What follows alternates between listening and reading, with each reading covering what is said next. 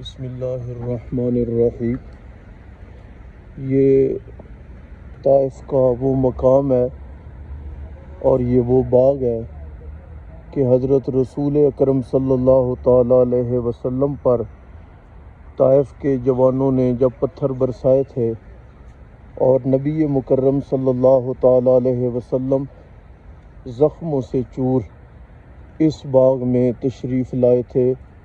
اور آپ صلی اللہ تعالیٰ علیہ وسلم نے کچھ دیر کے لیے اس باغ میں آرام کیا تھا۔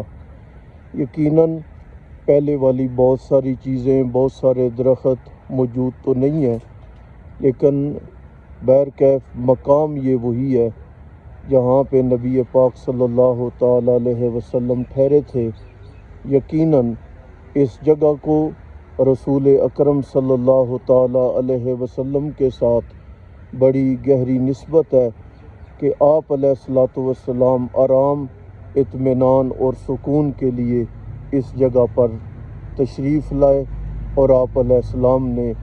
ان درختوں کے سائے تلے آرام فرمایا۔